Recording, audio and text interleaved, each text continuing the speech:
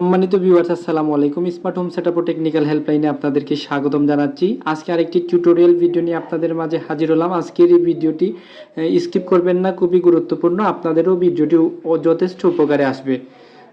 শুরুতেই দেখতে পাচ্ছেন আমার রিজার্ভ ট্যাঙ্কির উপরে আমি বসে আছি। এই রিজার্ভ ট্যাঙ্কির উপরে আমরা একটি ডিভাইস ইনস্টলেশন করব। পানি আমরা প্রত্যেকেই জানি আমাদের জন্য খুবই অমূল্য।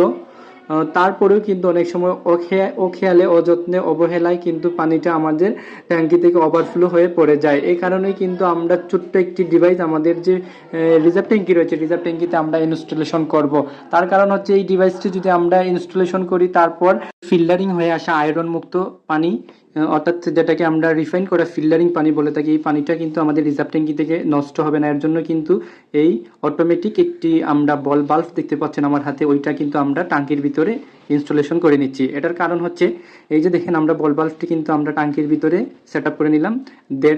একটি এলবো নিলাম, একটি গাঁটনি ফুল নিলাম 1 ইঞ্চি, তারপর হচ্ছে একটি এলবোর সাহায্যে কিন্তু আমাদের এই অটোমেটিক বল বাল্বটি আমরা ট্যাঙ্কিতে লাগিয়ে নিলাম। এই যে দেখেন, বল বাল্বটি যখন আমরা উপরে টেনে ধরতেছি, অর্থাৎ যখন আমাদের ট্যাঙ্কি লোড হয়ে যাবে, তখন এই বল বাল্বটি অটোমেটিক উপরে উঠে যাবে। উপরে উঠে গেলে কিন্তু আমাদের ফিল্টার ট্যাঙ্কি থেকে আর পানি ফিল্টারিং হয়ে আসবে না। যখন আমরা এই নিচের রিজার্ভ ট্যাঙ্কির পানি ব্যবহার করলে এটার ওয়াটার লেভেল নিচে চলে যাবে, তখন আবার বল বাল্বটি কিন্তু অটোমেটিক নিচে চলে যাবে, তখন কিন্তু আবার ফিল্টার ট্যাঙ্কি থেকে আসতেছে। এই ছোট্ট ডিভাইস আমাদের পানি অপচয় থেকে রক্ষা করবে। আশা করি যদি ভিডিওটি আপনাদের ভালো লাগে তাহলে ভিডিওতে লাইক দিয়ে কমেন্ট করে যাবেন।